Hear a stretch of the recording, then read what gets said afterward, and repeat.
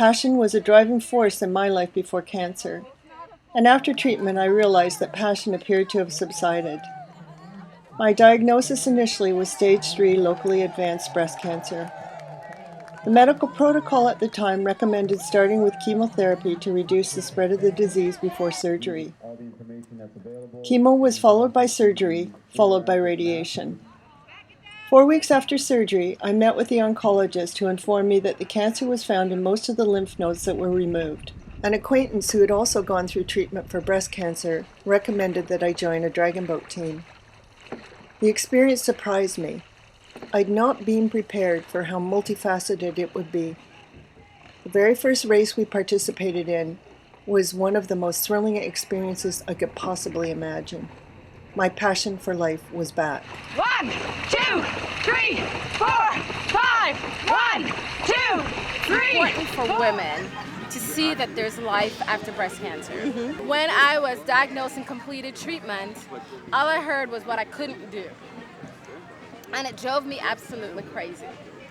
Because one of the things my surgeon told me the day that I was diagnosed was that I would be able to do everything I did before breast cancer, I'd be able to do it after breast cancer. Mm-hmm. And when I saw him for my first checkup after I completed treatment, and I was complaining to him about my list of what I couldn't do, he looked me in the eye and he said, "Frances, don't let them handicap you." And that was my green light to go forward and to fully re-engage in life. That's okay. That's good sign. Team, what a team. Anyone who has gone through a diagnosis and treatment for cancer will most likely tell you that it has changed their outlook on life. Getting back to a normal life after extensive treatment may be a challenge for many. Because there's nobody I can talk to about my situation, not even my husband. I always wanted to talk about it, but there never was anyone. I find it very difficult to be a breast cancer survivor, and the men never get recognized. I'm 23, I have breast cancer, I don't have any family history, nobody in my family had breast cancer, and here I am.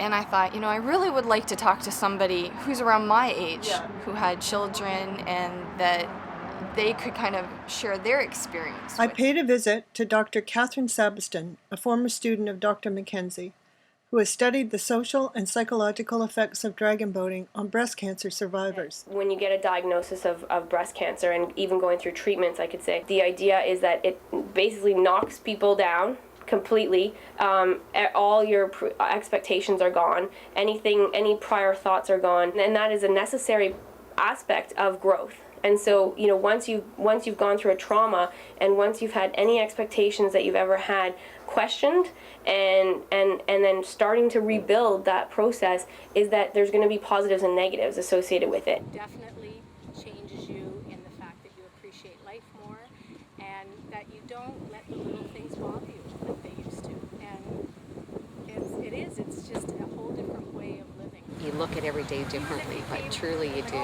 It's, if there's something that you want to do or you ever dreamt of doing, you just have that urge to really do it at that point. First thing I did was buy a motorcycle. I always wanted to ride a motorcycle. The idea was to look at, just in general, getting women's experiences of being dragon boat paddlers as breast cancer survivors. We set out to sort of look at what motivates them, why they join the dragon boat programs in the first place, what they get from those programs, what their goals and expectations were, the social support elements, what do they get for cancer and for physical activity in their lives, and how did the teammates play a role in that. I wanted to do something positive about a negative experience, so when I was recovering from my surgery, I saw a breast in the boat on television in their very first regatta, and I said, that's what I'm going to do. Is that we are able to be a witness to other cancer survivors, that there is life during and after cancer.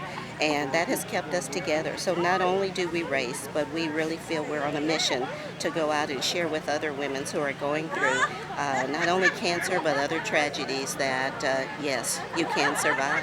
What does dragon boating do for these women from those perspectives, in terms of their fitness, in terms of their health, in terms of their body image and their physical appearance, as well as how does it help with tasks of daily living? You know, can you do more because of dragon boating? Payback that comes from this, my feeling is that it's low risk, and the payback in terms of your self-esteem and your confidence.